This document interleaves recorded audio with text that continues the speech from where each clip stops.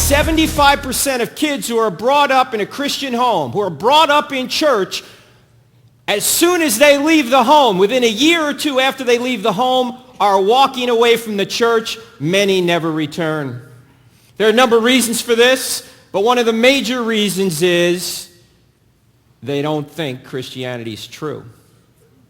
They're talked out of it. You know why they're talked out of it? Because they've never been talked into it. We've never told them why Christianity is true. Oh, we've told them that it's true, but we've never told them why it's true. We've never given them any evidence. We've simply said, believe. I go to a lot of churches, and I usually start out by saying, do you believe this book is true? And people always go, yeah. And then I ask, why? You know what answer, unfortunately, I get more than any other answer? Because I have faith. Because you have faith. Is that a good answer? Because you have faith, does that make this book true? You mean, the Muslims have faith the Quran is true. Is the Quran true then? No, your faith doesn't change a thing about this book. Either this book is true or not, regardless of what you believe about it. Does your faith change history? Will your faith change whether Jesus died and rose again? No, he either did or he didn't, right? Regardless of what you believe about it. Do you have to believe something to make it true? Do you have to believe in gravity to stay on the ground? Do all those people who don't believe in gravity float away? Look, there's another one. Come back. Come back. If you believe, you'll come back. No.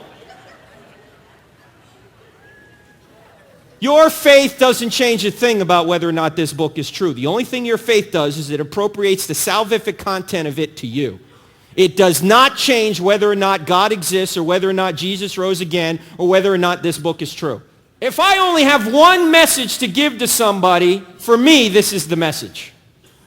Because I see so few people out there talking about why it's true. I hear a lot of people talking about that it's true, but not why. So I'm going to talk about why. You guys ready? Yeah. Here's what we're going to do. In order to show that indeed the Bible is true, the first thing we have to deal with is truth. What is truth? And does truth exist? In our culture today, we don't think truth exists. Or we say it's true for you but not for me, or all truth is relative. We've got to be able to deal with those objections if we're going to say this book is true, right? Second question, does God exist? We have to give evidence that God exists, because if there is no God, then this book can't be a word from God, can it? You can't have a word from God if there is no God. So we're going to give evidence from outside the Bible that shows you that this book is indeed from God, that God exists. Thirdly, this book can't be true if miracles are not possible. If they're not possible, as many in our modern universities now teach, David Hume apparently for some has disproved that miracles should be believed. A great skeptic who died in 1776. A lot of people think Hume's arguments are good. They're not. But a lot of people think miracles are not possible. If they are not possible, then you might as well throw this book away, right?